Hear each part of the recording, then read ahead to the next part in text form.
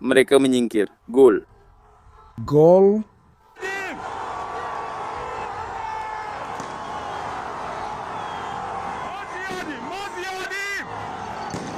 Montenegro masuk Javisho. Iran secara resmi menolak kesepakatan nuklir Amerika Serikat dan tanggapannya sudah beredar. Dalam 12 jam terakhir, banyak aset militer Amerika Serikat mulai membanjiri Timur Tengah. Kita membahas pesawat perang elektronik, deteksi radiasi, dan gugus tempur kapal induk yang beroperasi dalam keheningan total. Amerika Serikat mengeluarkan peringatan terakhir, menjanjikan respons cepat dan keras jika tak ada kesepakatan. Namun, Teheran tetap bertahan.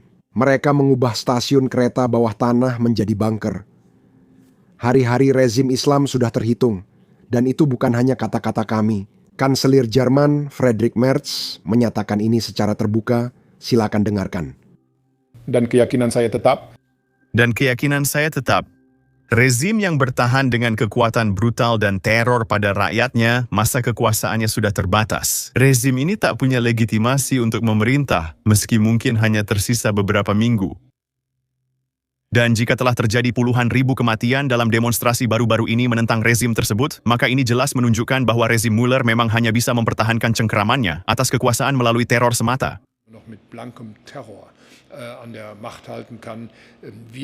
Mari kita tinjau. Laporan utama 18 jam terakhir 6 IE-8 Blas J. Growler menuju pangkalan di Spanyol dikawal 4 pesawat tanker. Jet perang elektronik ini dirancang khusus untuk membutakan radar dan mengacaukan pertahanan udara musuh. Kita juga punya alat deteksi radiasi yang sedang dikirim ke Eropa, namanya sudah jelas. Kemudian ada pesawat angkut C-17 yang memindahkan peralatan, bahkan mungkin F-35 ke posisi yang diinginkan. Ini di luar apa yang sudah ada di Timur Tengah. Presiden Trump menyebutnya armada. Berikut isinya. Kelompok tempur kapal induk Amerika, Serikat Abraham Lincoln, beserta kapal perusak dan puluhan jet tempur. Di pangkalan regional terdapat kapal angkatan laut, komando angkutan udara militer, kapal patroli penjaga pantai, dan kemungkinan kapal selam. Kita tidak tahu, karena mereka tidak menyiarkan posisi. Kelompok kapal induk telah mematikan transponder dan tak lagi menyiarkan lokasi secara publik. Tentu saja, itu tidak berarti Iran tidak bisa menemukannya. Mereka bahkan baru-baru ini merilis rekaman dari drone yang merekam kelompok kapal induk tersebut. Kapal itu sangat besar dan mudah dilacak pemerintah, namun beroperasi diam-diam, ini bukan hal biasa. Kapal induk biasanya mematikan transponder saat masuk area berbahaya. Kemungkinan itulah yang terjadi sekarang. Jadi, mengapa semua perlengkapan militer ini bergerak? Karena negosiasi baru saja gagal. Ini dia Menteri Luar Negeri Marco Rubio yang menjelaskan semuanya. Tentang isu kehadiran kami di wilayah tersebut. Ini adalah dasar yang ingin saya tetapkan untuk semua orang. Dasarnya adalah seperti ini. Kami memiliki 30 hingga 40 ribu tentara Amerika yang ditempatkan di 8 atau 9 fasilitas di wilayah tersebut. Semuanya dalam jangkauan, tak hanya secara teori. Pada kenyataannya, semuanya berada dalam jangkauan ribuan unmanned aerial vehicle, satu arah buatan Iran dan rudal balistik jarak pendek buatan Iran. Rudal balistik jarak pendek yang mengancam keberadaan pasukan kami. Kita harus memiliki cukup kekuatan dan daya di wilayah tersebut, setidaknya sebagai dasar untuk mempertahankan diri dari kemungkinan bahwa suatu saat, akibat sesuatu, rezim Iran memutuskan untuk menyerang. Presiden selalu menjaga opsi pertahanan preemptif untuk pasukan kami di wilayah itu. Pada dasarnya, jika kita memiliki indikasi bahwa mereka benar-benar akan menyerang pasukan kita di wilayah tersebut, maka kita harus membela personel kita di wilayah itu.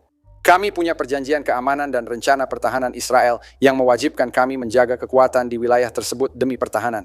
Jadi menurut saya adalah bijaksana dan hati-hati untuk memiliki postur kekuatan di dalam wilayah tersebut yang dapat merespons. Ini bukan berarti pasti terjadi, tapi jika perlu, kita harus mencegah serangan terhadap ribuan personel militer Amerika, fasilitas, dan sekutu di wilayah itu secara preemptif. Saya berharap itu tidak terjadi, tapi menurut saya begitu. Sekarang Anda melihat kemampuan menempatkan aset di wilayah itu untuk melindungi personel dari ancaman Iran. Nah, mereka tentu saja memiliki kemampuan untuk melakukannya karena mereka telah mengumpulkan ribuan dan ribuan. Mereka tetap membangun rudal balistik meski ekonomi runtuh dan tetap menghabiskan uang untuk itu. Amerika Serikat memiliki 3 tuntutan utama: penghentian permanen pengayaan nuklir, pembatasan jangkauan, dan jumlah rudal balistik Iran, serta Iran mengakhiri. Iran menolak semua tuntutan terkait dukungan untuk kelompok proksi seperti Hamas, Hizbullah, dan Houthi. Pejabat tinggi Iran menegaskan Iran tak akan berkompromi soal pengayaan untuk tujuan sipil atau menyerahkan persenjataan misil yang dianggap penting untuk pertahanan. Menteri Luar Negeri Iran menyatakan Iran tidak akan bernegosiasi di bawah ancaman aksi militer. Kami tidak mengajukan permintaan negosiasi. Berbagai mediator dan negara tengah berupaya serta berkomunikasi dengan niat baik, termasuk kami, namun belum ada keputusan diambil. Nah, respons Presiden Trump tidaklah halus. Armada besar sedang menuju ke Iran. Armada itu bergerak cepat dengan kekuatan besar, antusiasme, dan tujuan yang jelas. Armada ini lebih besar dan dipimpin kapal induk Abraham Lincoln dibandingkan yang dikirim ke Venezuela. Seperti di Venezuela, armada ini siap dan mampu segera menjalankan misinya dengan cepat dan tegas jika perlu. Semoga Iran segera mau berunding untuk kesepakatan adil dan setara tanpa senjata nuklir demi kebaikan semua. Waktunya hampir habis dan ini sangat penting. Seperti yang saya katakan, buat kesepakatan. Mereka tidak melakukannya, lalu terjadi operasi Palu Tengah Malam, penghancuran besar terhadap Iran.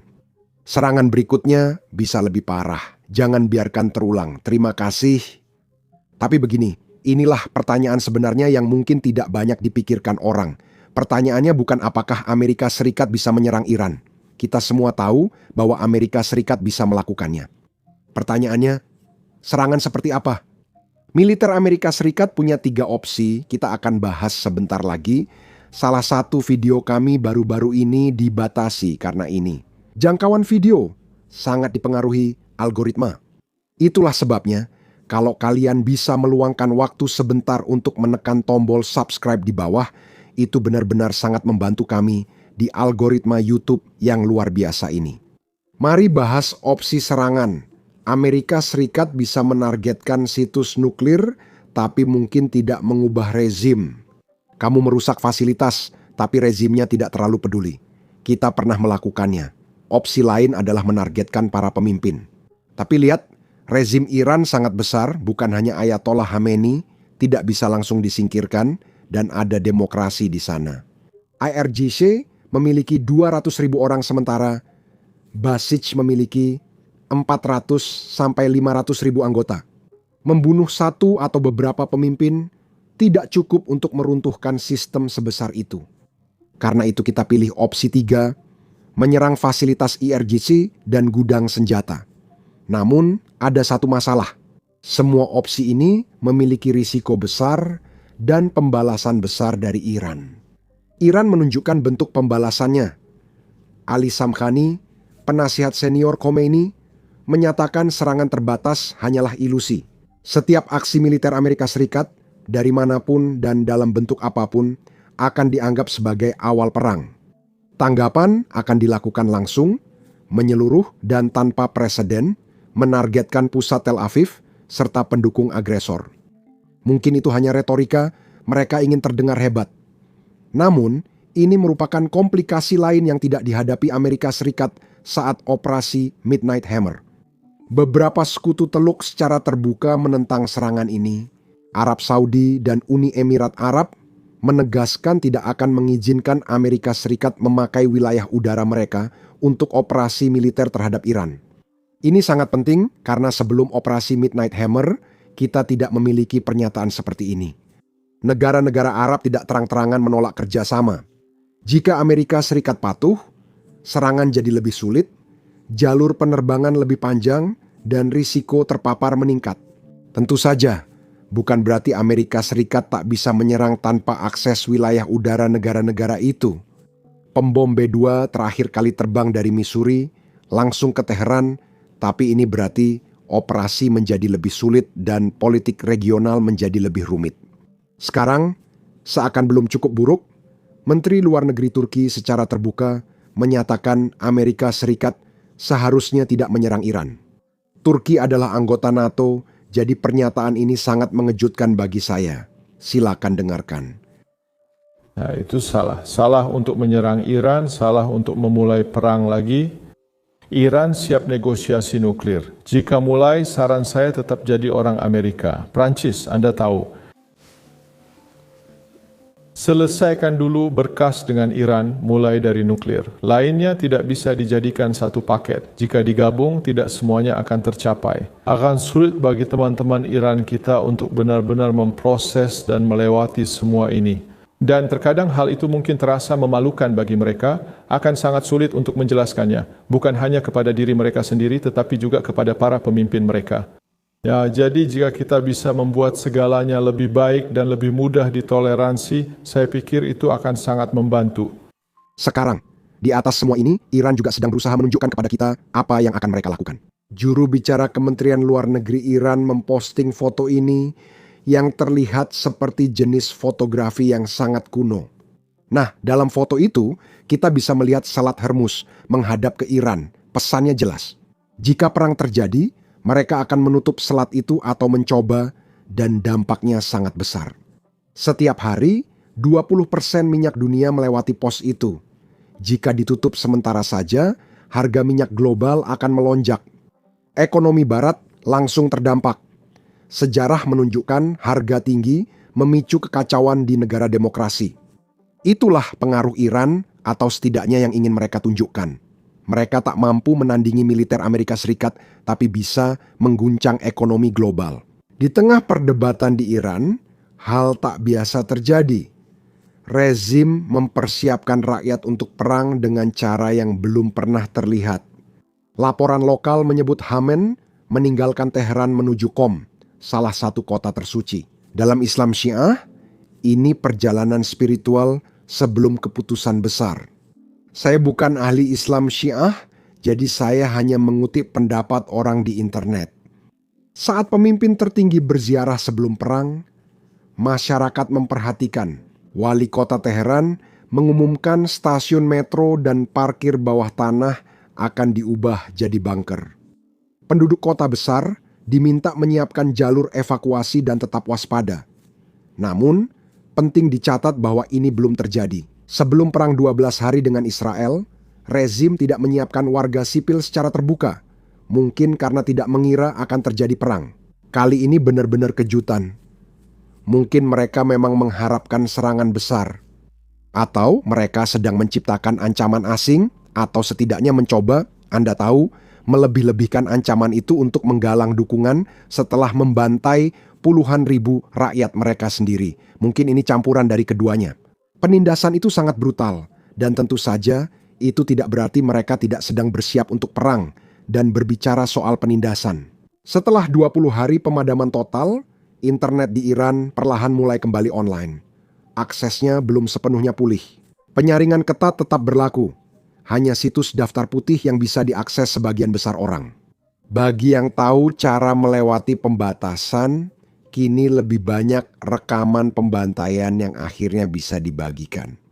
Salah satu video itu dari Mazid Vernia, pria Iran, 46 tahun. Pada 8 Januari sebelum aksi, dia merekam pesan untuk dirilis jika terjadi sesuatu padanya. Ini pesannya. Saya merekam video ini dan akan pergi ke demonstrasi.